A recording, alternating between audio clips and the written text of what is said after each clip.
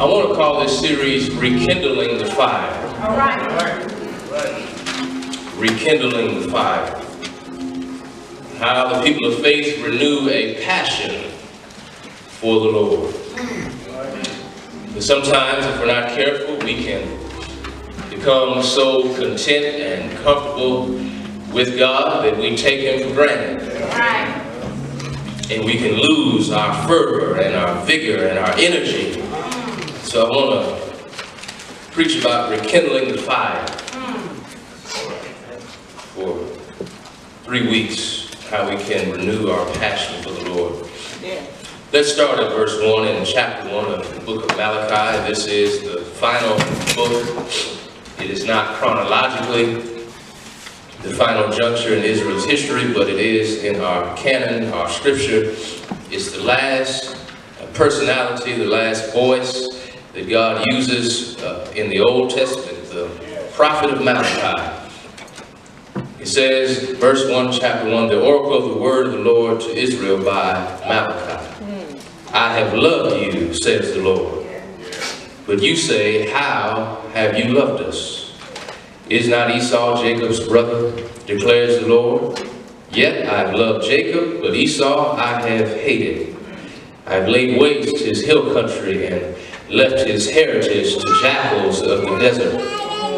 If Edom says, we are shattered, but we will rebuild the ruins, the Lord of hosts says, they may build, but I will tear down, and they will be called the wicked country, and the people with whom the Lord is angry forever. Your own eyes shall see this, and you shall say, great is the Lord beyond the border of Israel. Amen. You may be seated. Well,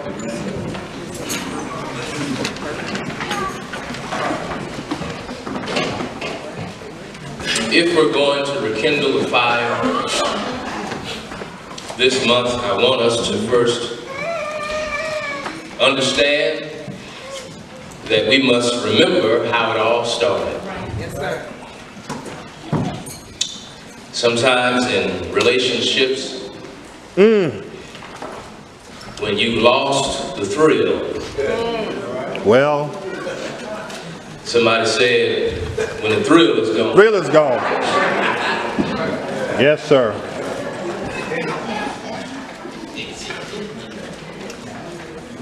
When passion is waning. And those of you who haven't lived long enough yet, keep living. Because eventually in relationship, in friendship, in connection with other people, be it a spouse, be it a friend, be it a coworker, your relationship will be tested because there will be ebbs and flows, ups and downs. Yes, sir. And life will test whether or not you can stay in relationship and whether or not you can renew your passion. My. Yes, sir. Let me just slide this in. Every day is not going to be an exciting day. Talk. Every week is not going to be a fulfilling week. Talk. Every month is not going to be a marvelous month. And you even have years and seasons where passion seems to be absent. And so, if we're going to rekindle the fire, we must first remember how it all started. Yes, sir. Sometimes you have to go back to the beginning and remember how it all started. Have you ever felt like the fire of your spiritual fervor has begun to dwindle? Contrary to what many may assume, even the people of faith, and especially the people of faith, can reach a juncture on the journey of life when the fire of our spiritual enthusiasm can begin to wane. That's right. While this may surprise some of us, others of us can be honest and admit that there are some burdens that you have to bear and some circumstances that you have to endure that can cause the fire that once blazed in our hearts for God to dwindle and diminish. God heals those who posture themselves as our enemies, but allows someone we love to be stricken with chronic disease with no known cure. Our fire can dwindle. Well, when it appears that God allows those who cheat and connive their way to prosperity, but allows those of us who try to live righteous before the Lord, and He allows us to struggle and to strain, this can cause our fire to diminish. When it looks like things are getting better for those who show no regard for the things of God and don't ever enter the doors of the sanctuary, get up and go golf and go jog and go walk the dog, but don't ever come to church. Come on. But when it looks like it's getting better for them, but getting worse for us, when our lives appear as though they are spiraling out of control, even though we love the Lord, this can have a diminishing effect on the fervor of our spiritual fire. For some of us, the fire of our Christian witness has gone out. We used to share our testimony with great zeal and joy, but the burdens of life have become heavy, and our words of testimony have been replaced with tears of pain and disenchantment. For some of us, our service unto the Lord and unto others has diminished, so much so that though we used to serve consistently and be here every week and be counted on, now we only show up occasionally. For a few of us, it may be that the fire of passion that burned in our marriages has all but flamed out. my. Because unfulfilled expectations and unforeseen challenges have robbed the relationship of excitement and exhilaration.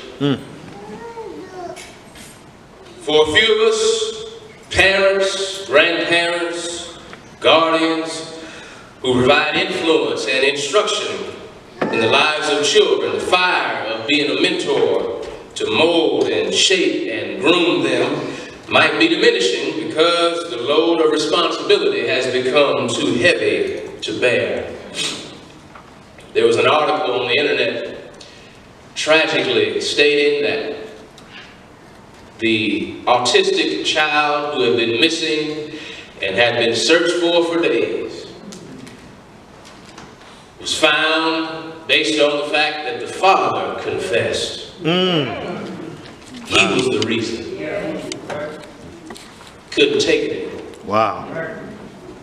So the life of a child snuffed out.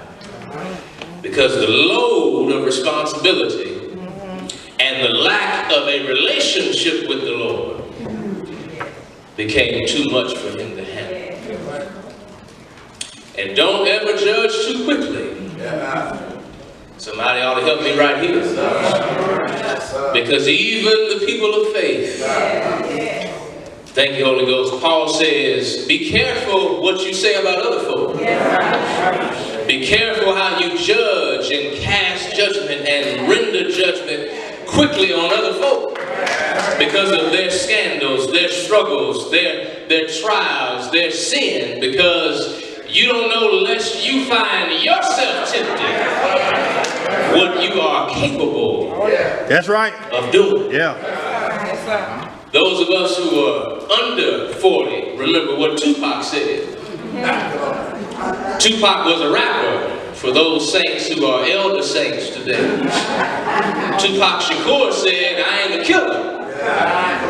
But don't. But don't push me. Yeah. But don't push me.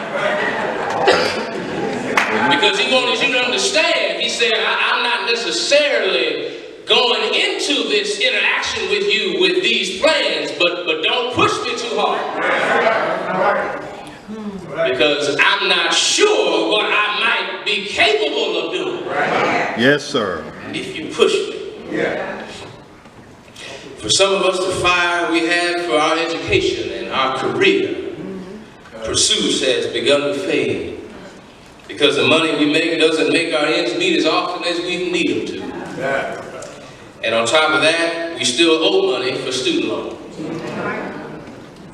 So the question becomes, church, how do we recover when the fire of our faith and confidence in God is no longer ablaze? As I wrestled with this question, I read an article in a Minnesota newspaper entitled, "Learn Before You Burn for Better Fires." In the article, it explained that one of the leading factors which contribute to pollution in our environment is the practice of setting hazardous fires. It says that hazardous fires are fires that burn household garbage and plastics and discarded trash and wood that has been coated with paint and other chemicals. And it said the significance of this is that what you burn has a direct correlation to the quality of the fire or the lack thereof. Good. In other words, using the proper wood and materials produces a brilliant fire, while using garbage and trash and stuff that is no longer worth anything that you want to discard, that will only produce a fire that has a foul odor and will be destructive to the environment. When we get a panoramic picture of Israel digging Woodard during this juncture in their history, God speaks to them through the prophet Malachi to declare to them that he is no longer, or the offerings that they render. Set it up. And we see the source of God's displeasure with Israel because in this first chapter, in verse 10, it says, "Oh, that there were among you who would shut the doors." This is God talking through his mouthpiece Malachi. He said that someone would shut the doors that you might not even kindle fire on my altar in vain. He says, "I have no pleasure in you, the Lord of hosts, and I will not accept an offering from your hand." Israel, how did they get here? Well, they were stuck in spiritual malaise. God was disappointed with Israel because she lost her passion for him. You see, Israel had looked upon the landscape of their surroundings and they figured that God was treating other nations better than he was treating them. Wow. You see, Israel declared everyone who does evil is good, on good terms in God's eyes. But he delights in them. But they started asking God, where is the God of justice? Where are you when we need you? Have you ever felt like that before? Where you looked out at your friends and your other family members, family that don't go to church, friends that don't ever go to church, friends that don't have anything good to say about the church, but they're doing fine, all their bills are paid, their gas tanks are full, their pantries have food, their driveway has several cars. Yeah. Yeah. Or am I the only one who's ever felt like that?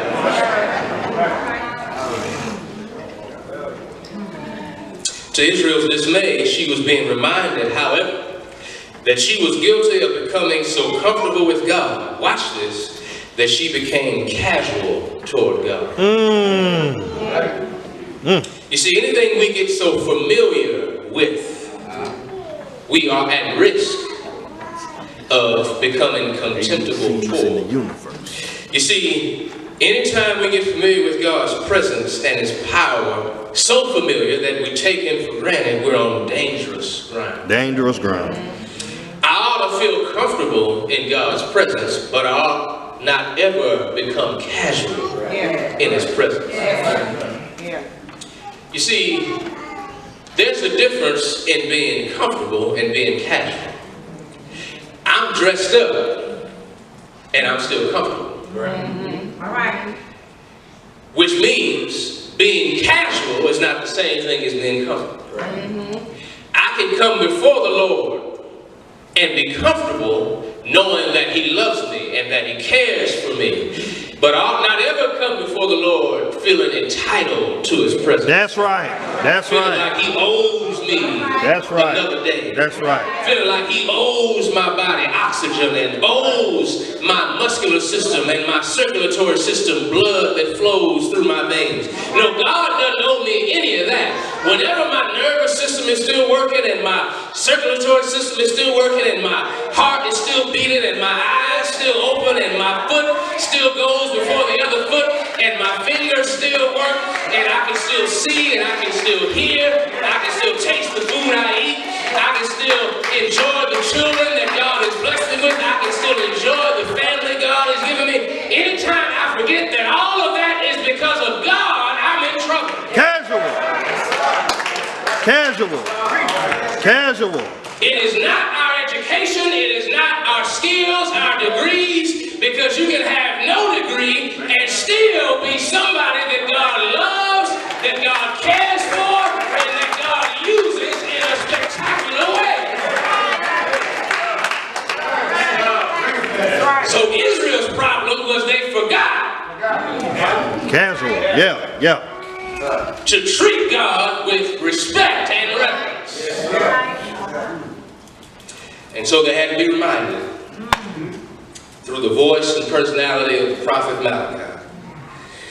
And despite this sad state of affairs, we hear the voice of God through the prophet provide a solution to remove this gap, this distance between Israel and her God. Let us see, Doc.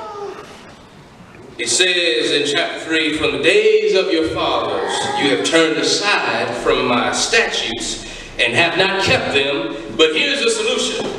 Malachi told the people through God's voice, through God's urging, return to me, and I will return to you, There it is. says the Lord of hosts.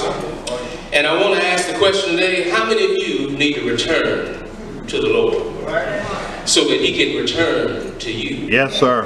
Now let me clarify pastorally, God is always present. Because number one, he's been eternally present. Thank you, Holy Ghost. The Bible says that in the beginning, God. And so he's always been here in existence eternally. In everlasting fashion. He's always been here and always will be here, and he's always with us. Yet, there's a sense in which we can create distance between us and the Lord. Yeah. He's never absent, but we can create distance. You ever felt like you were in a relationship and you had grown distant? Yeah. From your spouse, from your friends, from your family, for whatever reason. There was distance. There was a broken fellowship. You were in a relationship, but the fellowship has faltered. That's where Israel was. There was distance. And they had to hear the reminder on behalf of Malachi, on behalf of God. Return to me, says the Lord of hosts, and I will return to you. Get off your computer and return to me. Get off of your social media profile for a little while and return to me. Yes, sir. And can I slide this in? Help yourself, I man. have Instagram. He does. But do you notice that when you look on your Gram and your Facebook and any other social media profile that you might have, that there's a difference between the social media profile and the real person? Have you ever noticed that unless somebody is really bonkers and bananas and out of their mind, and they are a whole lot of that, there's a whole lot of people like that on the internet. Yeah. But have you ever noticed that most people, for the most part, they put their best foot forward? In other words, you don't find too many people who put ugly pictures of themselves on social media. Now, you might find some crazy pictures. But nothing that was meant to create a sense in which they feel ridiculed. Nobody's going to put an ugly picture of themselves unless that's what they really want to do because they're far gone. Most people put the best possible profile for you to see. Yeah. Women are made up. Men have a fresh haircut. You have on a fresh outfit. You got on new shoes. You holding a new bag. You at the mall. You next to your new car. You standing in front of your new house. That's what social media normally presents when you view the profile. Yes, sir. But do you understand that that's not what real life is? Right. That if you're not careful, you can even become so disillusioned and trick yourself into believing that this is what people's lives are like all the time. And you can become discouraged simply because you've been tricked by the devil, because you're looking at friends' social media profiles, failing to understand that that's not how their lives are lived all the time. That sometimes you will shed tears. Sometimes you will go broke. On your way to prosperity, on your way to promotion, on your way to success. You might have some long nights and some early mornings. And so you've got to put all of that to the side and return to the God. Quit being preoccupied with what's going on around you and come back to me. Yes, sir. Can I help somebody here? Somebody here, and I'm going to hurry, needs to understand that God cannot bless you if you're always fixated on what he's doing in other people's lives, but never focus on your own life. Good word. That's why none of us need to be moral police. Thank you, Holy Ghost. Don't talk about, criticize, and point out the speck in your brother or sister's eye without noticing that you got a log stuck in your own eye.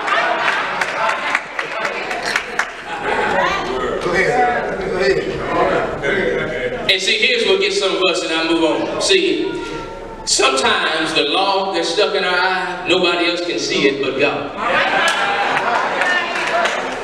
So come here, here's what we do. So because nobody else knows about our mess, we point fingers at other people's mess to project onto them what we don't want anybody to know about us. Because if I can get you to focus on her mess, her scandal, her struggle, her broken marriage, her failed marriage, his divorce, his kids acting up, her family situation, then you won't know about mine.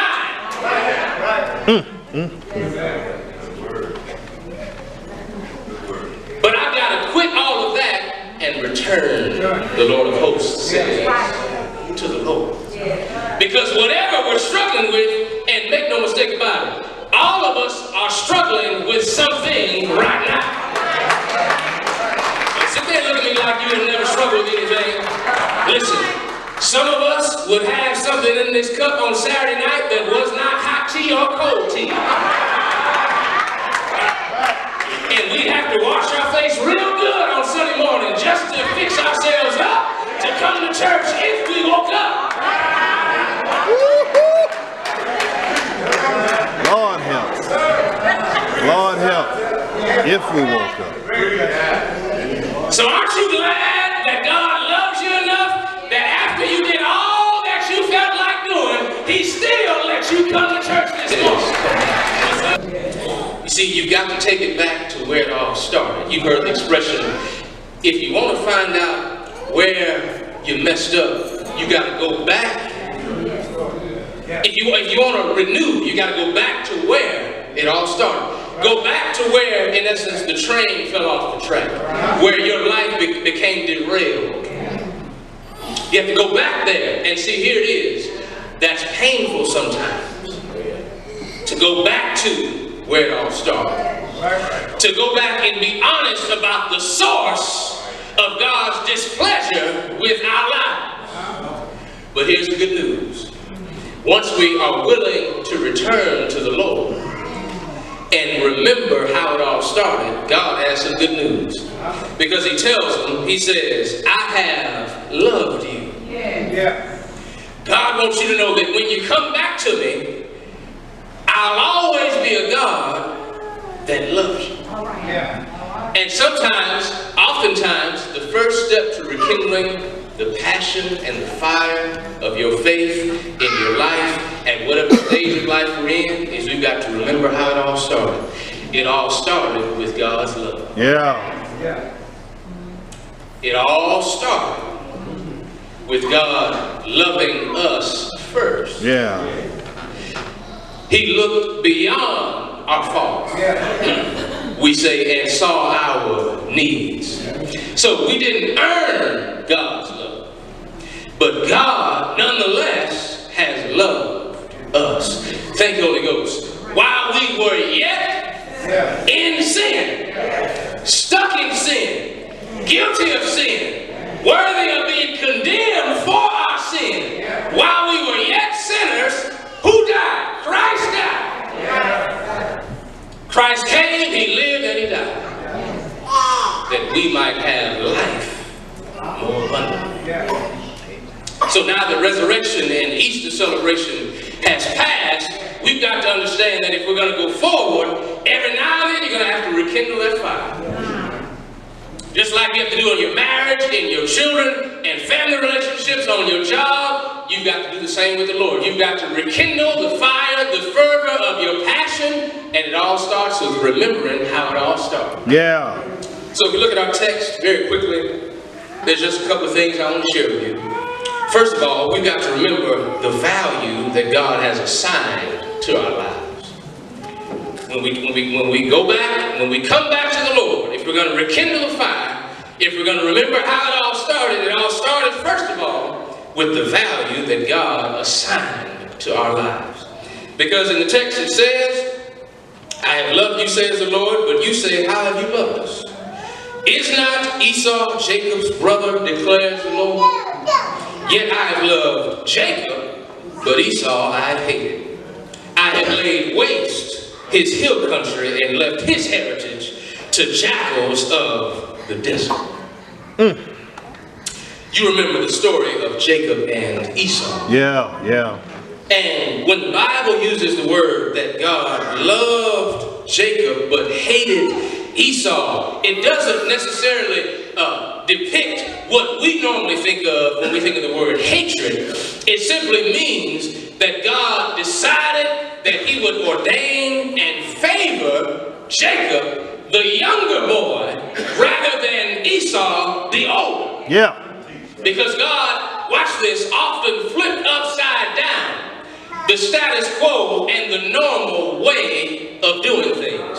So he would often bless the youngest son of the family rather than the eldest son. Right. Thank you, Holy Ghost. You remember when David was called before Jesse, his father? He was only called to stand before Samuel after the other older 7 brothers had been called forward.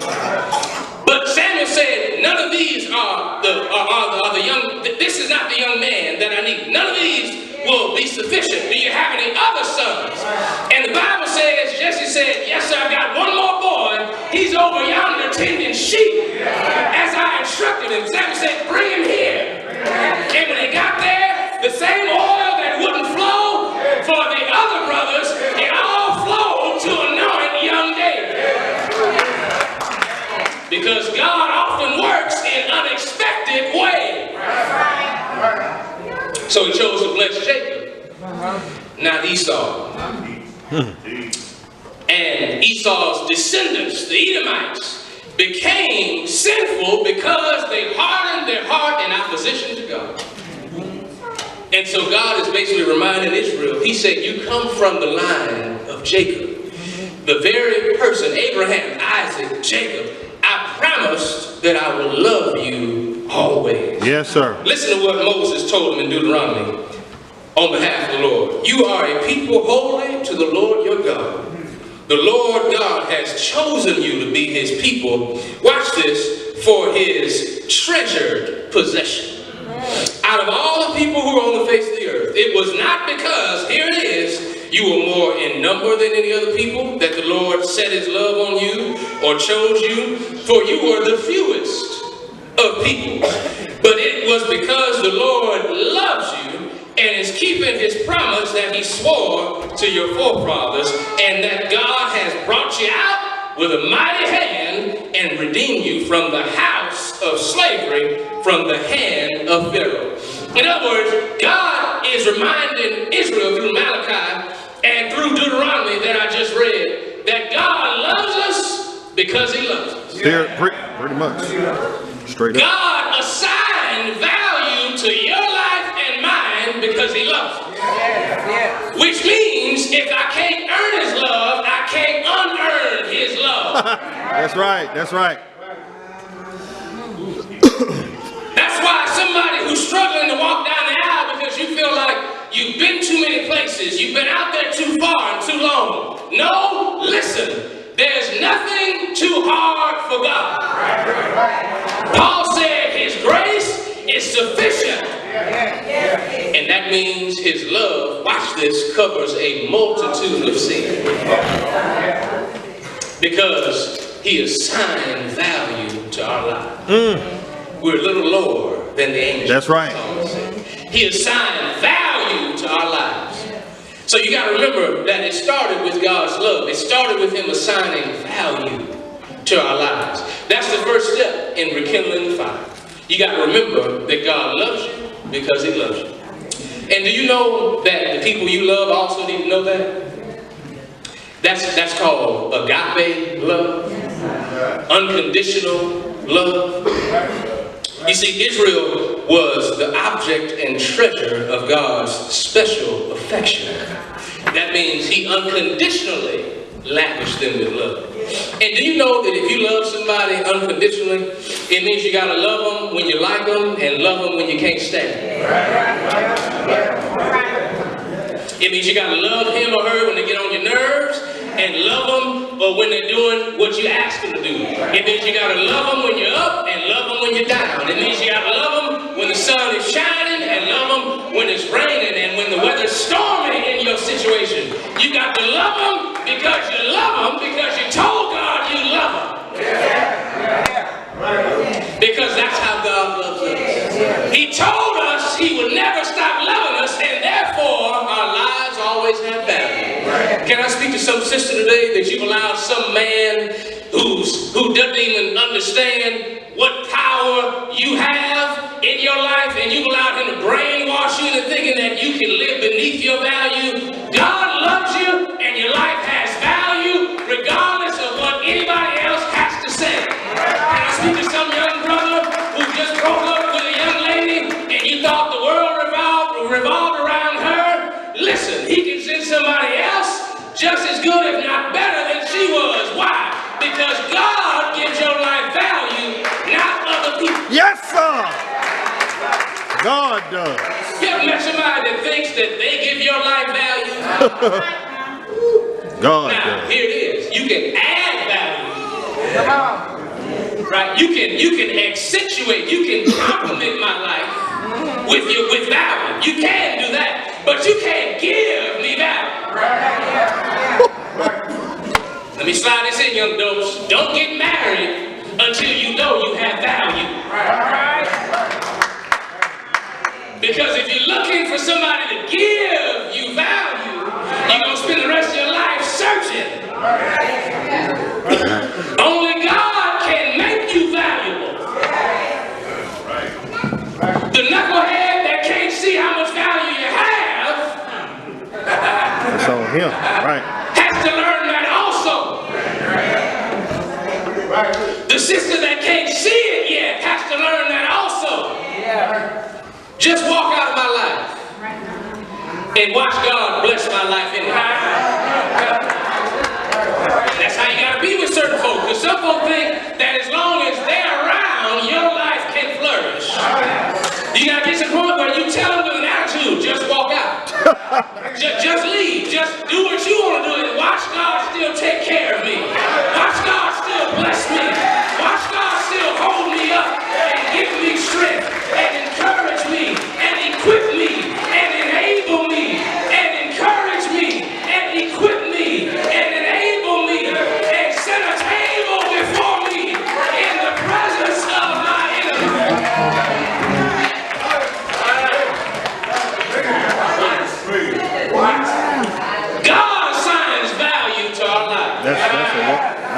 Wonderful word, man. That's Not right. somebody you met at the club. That's wonderful. And I've been to the club. Yeah, Pastor said that I've been to the club. You've been too. Amen.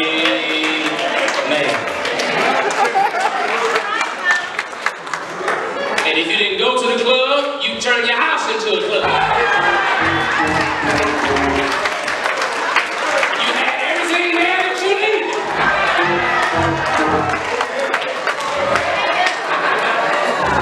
And the Lord never stopped loving you, despite what you did, who you did it with, and how long you did it. He still loves you. Because he assigns value to our life. Help yourself, Reverend. Not Rick Ross, but God said you're the apple of my eye. That's another reference for folk under 40. You know who Rick Ross is. Some of our deaconesses may not know who Rick Ross is, and that's fine. There's nothing about him that's relevant right now in this sermon, other than what I said. Talented brother, though. Very talented. But like many of our brothers and sisters, very talented, very gifted, very skilled in what they do. But somewhere along the way, some of them get misguided. And sometimes the talent, gifts, and skills they have can be misused.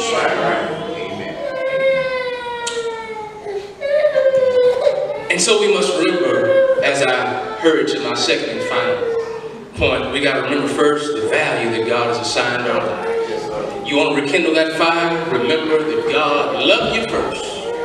Not because we earned it, but because God is love. Jacob I loved, Esau I hated. Not because you earned it, but because I said, I promise you'd be my treasured possession. But I'm done with this. We must also remember finally the victory God has assured for our lives. God assigns value to our lives, but he assures us of victory in our lives. How do I know? Because the text says, if Edom says we are shattered, Edom says we are shattered, but we will rebuild the ruins. The Lord of hosts says they may build, but I'll tear it down. I'll throw it right back down. He said they'll be called the wicked country, the people with whom the Lord is angry forever. Can you imagine if you stayed angry with somebody forever?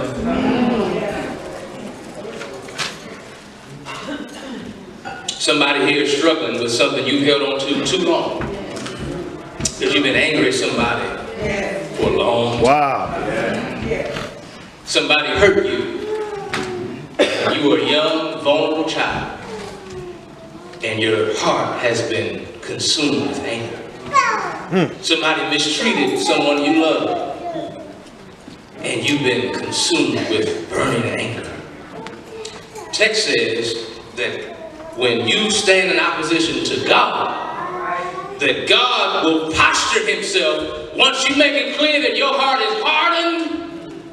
You remember, thank the Holy Ghost, when Pharaoh, the Bible says that he hardened, or that God hardened his heart? Yeah. It didn't mean that God was manipulating Pharaoh. It meant that God allowed Pharaoh to walk down the path he chose to walk down. Because sometimes God will just let you keep going. If you show him that you're angry and upset and in opposition, he'll let you keep going if you don't catch yourself and come to terms and turn back to him. Turn. Yeah. Thank the Holy Ghost. That's what happened with Cain and Abel. Bible says that God asked Cain, why has your countenance fallen? In other words, why are you frowning? Why do you look so down and discouraged? What's gotten into you, Cain? He said, sin is crouching at the door. It's one of the most frightening texts in all of Scripture, Genesis 4:7. God told Cain, sin is crouching at your door like a tiger, ready to pounce and take over your life. You have to be aware of that. If you leave the door cracked, anger, bitterness, resentment can build up and corrode your heart. Yeah. And the first homicide in Scripture occurred because Cain kept on going down the path of bitterness. All he had to do was present a better offering to the Lord. So God assures us then of victory. He says, your enemies, this is what I love, I'm not going to take away their ability, but I'm going to stifle it. In other words, and I'm done, God says we are triumphant, not because God necessarily always removes the power of our enemies, but he stifles their power. He restricts their power. He limits their power. Have you ever noticed that sometimes God won't get rid of somebody in your life, but he'll restrict what they can do to you? You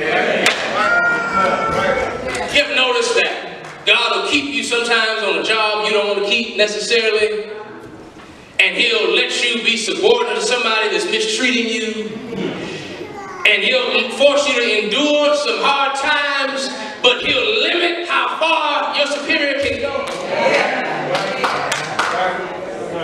God doesn't always take away the power of the enemy, but he'll stifle their power.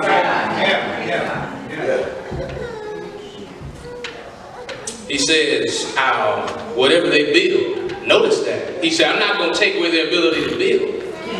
I'm just going to tear down every time they build up. And you need to learn this. Sometimes God will let your enemies erect everything they want around you just so he can tear it back down. Just so he can show your schemes, your plots, the ditches you dug for me. I'm going to let them walk in and let you look at them fall. Because I'm going to stifle their ability. Because I've assured you of victory. He says, finally, your eyes shall see this, and you shall say, great is the Lord beyond the border of Israel. He was telling the people of Israel, if you want to remember how it all started, remember that I've assigned value to your life, and remember that I've assured you of victory. Because I won't necessarily take away the weapons of the enemy. But Isaiah said, and I'm done, no weapon formed or fashioned against me shall succeed. Somebody missed their shot. God didn't say no weapons would be formed. Somebody get excited about this. God never said I wouldn't allow your enemies to come against you. God never said I wouldn't allow your enemies to make mean faces at you. God never said I'd keep your enemies from attempting to assassinate your character. God never said I would keep folk from mistreating you, and keep folk from misrepresenting you, and keep folk from lying on you, keep folk from digging ditches for you. God just said no weapon that they form shall prosper. And that's what assures us of victory. That the enemy's weapons and power are limited. I'm done. But you remember the Red Sea experience? Because the Bible says that God allowed, watch this, he allowed Pharaoh to catch up to Israel. He allowed them to escape Pharaoh out of Egypt, but he let Pharaoh and the Egyptians catch up to him. But as soon as Israel walked across the Red Sea as it was dry ground, and the Egyptians followed, God brought the waters back together. Meaning God stifled the ability. And watch this. Verse 5 said, your eyes shall see this, and you shall say, great is the Lord beyond the border of Israel. Do you remember what it said in Exodus? It says, there lied Egypt. seashore. God let the Egyptians drown, but he let them float to the shore. So Israel could see how much power God had and how little power they had. I wish somebody would get excited. I'm done, but I will celebrate by myself if I have to, because God has also allowed some Egyptians in my life to turn up there on the seashore. And every time I look around, God is moving on my behalf. Every time I open my eyes in the morning, God has been good to me. Every time I breathe his air, I know God has been good to me. Every time I take 2 steps, I know that God has been good to me. Anybody know the Lord is worthy to be praised? I said, anybody know that he's worthy to be praised? I said, he's worthy. He's worthy. He's worthy to be praised. The Lord is my light and my salvation. Whom shall I fear? The Lord is the stronghold of my life. Of whom shall I be afraid? The evildoers assail me to eat up my flesh. My adversaries and my foes, they stumble. I said they stumble. Somebody knows they stumble and they fail because he promised me. I said he promised me. He promised me. If you want to rekindle that fire, remember how it all started. And it started because God assigned value to your life. And it started because God assured you of victory. Let us stand.